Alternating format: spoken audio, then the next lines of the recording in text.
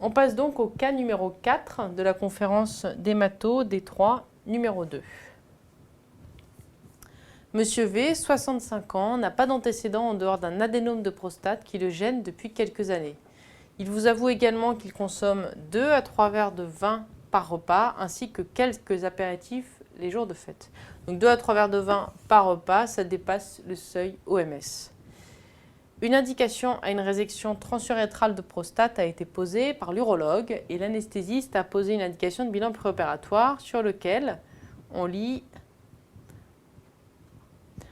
hémoglobine 10,3 g par décilitre, VGM 105 FL, plaquettes 180 000 par mm3, globules blancs 6 000 par mm3, polynucléaires neutrophiles 2200 par mm3, lymphocytes 3600 par mm3, réticulocytes 30 000 par mm3. La première question, quel est votre diagnostic à ce stade? Vous avez donc une anémie macrocytaire, parce qu'il avait 105 de VGM, arégénérative, il avait 30 000 rétiques, donc moins de 100 000, et isolée, il n'y avait pas d'autre anomalie sur la numération. Donc tout ça, c'était coté sur 8. Quelles sont les hypothèses étiologiques? Première chose, alcool, insuffisance rénale et hypothyroïdie à évoquer devant une anémie macrocytaire arégénérative. Ici, en plus, vous aviez la notion d'une prise d'alcool. Donc vous allez rechercher ça cliniquement. Est-ce qu'il y a des signes d'imprégnation alcoolique ou bien est-ce qu'il y a des signes d'hépatopathie chronique liés à la prise d'alcool? Insuffisance rénale, est-ce qu'il y a des signes de néphropathie? Cliniquement, ce n'est pas forcément évident. Et hypothyroïdie, est-ce qu'il y a une frilosité, des yeux qui sont exorbités ou un œdème? Biologiquement, ce sera beaucoup plus facile avec pour l'alcool les gamma-GT élevés, insuffisance rénale, la créatinine et une TSH à faire systématiquement. Une fois que vous avez éliminé ou plutôt évoqué ces 3 causes, il faut ensuite évoquer des causes qui vont se diagnostiquer sur le myélogramme. C'est donc de toutes les façons une cause centrale d'anémie. S'il n'y a pas de notion de retentissement de l'énolisme chronique, s'il n'y a pas d'insuffisance rénale chronique et s'il n'y a pas d'hypothyroïdie, il faudra aller au myélogramme pour trouver la cause. Ensuite, le myélogramme va vous dire si la moelle est pauvre, si la moelle est de richesse normale, s'il y a des mégaloblastes et s'il y a une érythroblastopénie. Si vous avez une moelle pauvre, eh bien, il faudra évoquer myélofibrose ou aplasie médulaire. La myélofibrose, vous aurez un myélogramme qui sera très difficile à aspirer. Et ça, il faudra faire une biopsie ostéomédulaire pour pouvoir diagnostiquer la myélofibrose. L'aplasie médulaire, généralement, il y a des anomalies des 3 lignées. Moelle de richesse normale, le plus fréquent, ou en tout cas à évoquer forcément, ça va être myélodysplasie, c'est-à-dire que vous avez des précurseurs, mais il y a une anomalie de maturation. Cause toxique, qui sera à rechercher à l'interrogatoire, bactrimidrea, méthotrexate, azatioprine, ou bien un envahissement médulaire par un cancer, donc des métastases médulaires, ou bien une hémopathie, donc une leucémie aiguë, un myélome ou envahissement d'un lymphome. Ensuite, dans les causes d'anémie macrocytaire arégénérative et donc de cause centrale, il y a les carences avec les anémies mégaloblastiques. Les anémies mégaloblastiques, vous avez la carence en B9 et la carence en B12. Comme cause de carence en B9 et en B12, vous pouvez avoir la grossesse, ce qui bien sûr n'est pas le cas ici, mais c'est juste pour que vous le sachiez, l'énolisme chronique, la dénutrition, la gastrectomie, ou bien la maladie de Birmer. Enfin, sur le myélogramme, vous allez pouvoir voir s'il y a une érythroblastopénie, c'est-à-dire un nombre d'érythroblastes de précurseurs érythroïdes bas. Les causes d'érythroblastopénie, elles peuvent être auto-immunes avec le parvovirus B19, c'est un classique en complication de la LLC notamment. Elles peuvent être chroniques et idiopathiques. Elles peuvent être congénitales, ça s'appelle le Black Phone Diamond, ou bien elles peuvent être médicamenteuses, notamment secondaires à la dépakine. Donc ce qui était coté, c'était bien sûr alcool, insuffisance rénale, hypothyroïdie, myélofibrose, aplasie médulaire, myélodysplasie et les causes toxiques à évoquer, ainsi que l'anémie mégaloblastique. Donc la classification des myélodysplasies. Syndrome myélodysplasique, c'est donc une anomalie de la maturation des précurseurs. Au niveau de la moelle, pour la classification FAB, vous allez avoir l'anémie réfractaire, où il n'y a pas d'excès de blast, moins de 5% de blast. Il n'y a pas d'excès de sidéroblaste, c'est-à-dire de petits grains de fer en trop dans vos précurseurs. Et il n'y a pas de monocytose, moins de 1000 monocytes dans le sang. L'anémie réfractaire sidéroblastique, plus de 15% de sidéroblastes. Les causes d'anémie réfractaire sidéroblastique, eh bien là, il y a la cause idiopathique chronique, on ne sait pas pourquoi c'est là. Il peut y en avoir des qui sont secondaires au saturnisme ou bien des causes médicamenteuses comme les antituberculeux ou encore l'énolisme chronique. Il y a les anémies réfractaires avec excès de blast, entre 5 et 20% de blast dans la moelle. Il y a les arêtes de type 1 et de type 2. Type 1, c'est 5 à 10%, type 2, c'est 10 à 20%. Et les leucémies myélomonocytaires chroniques, qui sont des formes frontières entre syndrome myéloprolifératif et syndrome myélodysplasique, avec moins de 20% de blast, plus de 1000 monocytes par millimètre cube. Vous le diagnostiquez comme ça. La classification OMS, donc c'est deux classifications différentes pour la SMD, sachant que celle-ci, il y a des versions qui vont être un petit peu plus récentes, mais qui sont très compliquées. Donc classification OMF, donc les anémies réfractaires, ce qu'on a vu, AREB 1, AREB 2, avec excès de blast, anémie réfractaire sans excès de blast, donc moins de 5% de blast. Les anémies sidéroblastiques, donc c'est la même chose que là. Les syndromes myélodysplasiques avec dysplasie des 3 lignées, c'est-à-dire que vous avez une anomalie, en plus des globules rouges, mais également des polynucléaires et de la lignée plaquettaire. Le syndrome 5Q-, 5Q-, c'est-à-dire délétion 5Q, avec surtout une anémie, une thrombocytose, il n'y a pas de neutropénie, c'est une anomalie qualitative des mégacaryocytes médulaires. Les myélodysplasies inclassables, et à part la LMMC, qui est une forme frontière entre myélodysplasie et syndrome myéloprolifératif, comme on a vu. Je pense qu'avec ça, vous pouvez comprendre les syndromes myélodysplasiques. Le diagnostic retenu est finalement celui d'une myélodysplasie. Qu'attendez-vous des résultats du myélogramme? Donc, sur le myélogramme, ce qui sera coté, c'est examen morphologique du frottis après coloration au May-Grunwald-Kiemsa et coloration de Perls. La coloration de Perls permet de rechercher les sidéroblastes en couronne à la recherche d'une anémie sidéroblastique. Le myélogramme évalue la richesse médulaire, comme on l'a vu à la question précédente, et évalue également les anomalies qualitatives et quantitatives. Donc évaluation de la dysmyélopoïèse pour les anomalies qualitatives de une ou plusieurs lignées. Il va évaluer le pourcentage de blast dans la moelle, donc AREB 1 ou AREB 2, c'était coté.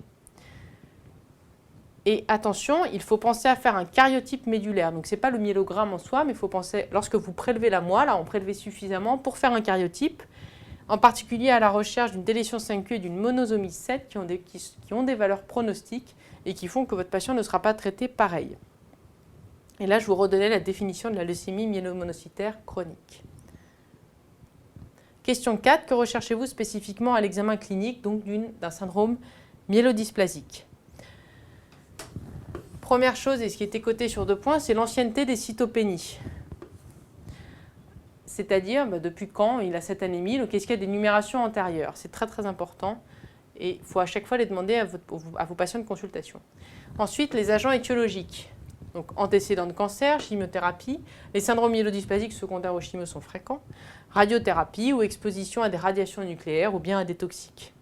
Le retentissement des cytopénies, toujours à évaluer. Ici, c'était la tolérance de l'anémie et il faut toujours rechercher des infections à répétition. Donc, bien sûr, signant la neutropénie. Il faut rechercher une organomégalie. Est-ce qu'il y a des adénopathies, splénomégalie? Ça, c'est surtout valable pour les LMMC. Il faut quand même les rechercher systématiquement. Et enfin, dans 10% des cas, il peut y avoir des signes d'auto-immunité associés, avec des arthralgies, des signes de vascularite, des lésions cutanées. Et ça peut être en faveur d'un syndrome de Sweet. Quels sont les principaux éléments pronostiques dans cette maladie? Donc, les facteurs liés à la maladie, c'est le score IPSS, qu'on détaillera un petit peu à la diapositive suivante, qui comprend le karyotype, le nombre de cytopénies sur 4 points à chaque fois et le pourcentage de blast médulaire. On en avait déjà parlé de ces 3 éléments, ils sont primordiaux pour stadifier votre maladie. Les facteurs liés au terrain, l'âge de votre patient et les comorbidités. Et enfin, les facteurs liés à la réponse au traitement, qu'on n'a pas encore évoqué ici, mais vous allez débuter un traitement. En fonction de la réponse, ça va être pronostic pour votre patient. Donc voici la classification IPSS avec, comme on l'a vu, le pourcentage de blast, le karyotype et le nombre de cytopénies. On voit déjà que si on a une AREB 1 ou 2, on n'a pas du tout le même pronostic puisque 1, 5 à 10%, c'est 1 point, 2, c'est déjà 2 points. Ensuite, pour le cariotype, on a vu que la délétion 5Q était de bons pronostics, alors que les anomalies du 7 ou les cariotypes complexes vont être de mauvais pronostics.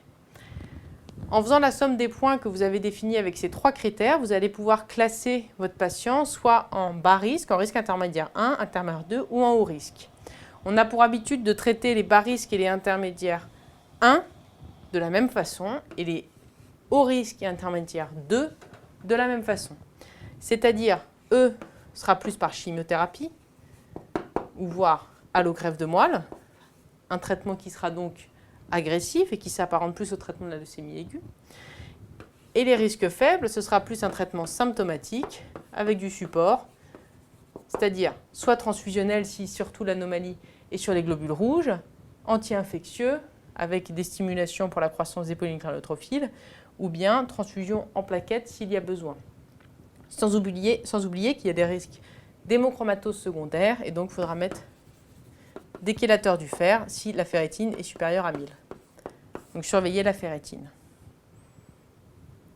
Après quelques mois d'évolution sous érythropoïétine, ça veut donc dire que là il était de bas risque, on a juste supplémenté sa carence en hémoglobine, les cytopénies s'aggravent et on décide en RCP d'un traitement par 5-azacitidine ou bien Vidasa. Donc les cytopénies se sont aggravées, il est passé dans la classification haut risque et on a décidé d'un traitement plus agressif par 5-azacitidine qui est un agent hypométhylant qui va donc jouer sur les mécanismes de régulation épigénétique. Alors que votre patient arrive en hôpital 2 jours pour la 6e cure, il vous présente son dernier bilan réalisé en ville. Donc 6e cure, on aura déjà dû voir un effet de la 5-aza et voir s'améliorer ses cytopénies.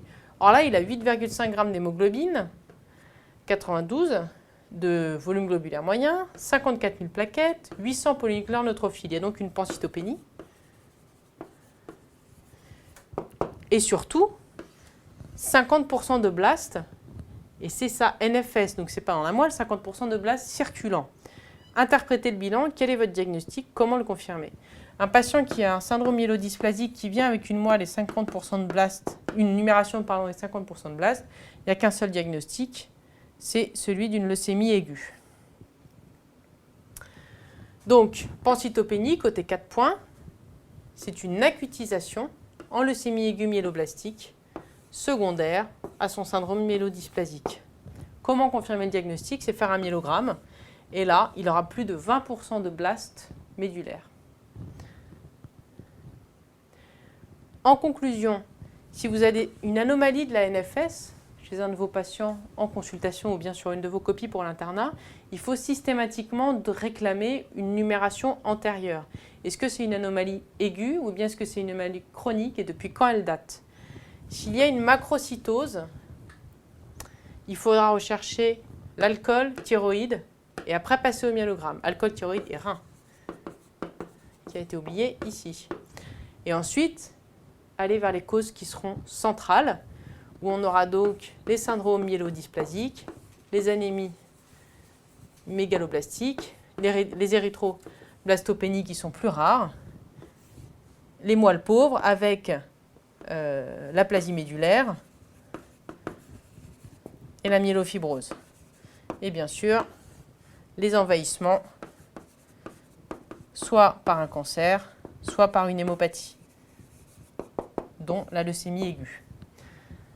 Syndrome myélodysplasique, risque majeur d'évolution en LAM à surveiller, en leucémie aiguë myéloblastique. Les items abordés, 316 hémogrammes, indication et interprétation, 297 anémie, 161 dysmyélopoïèse.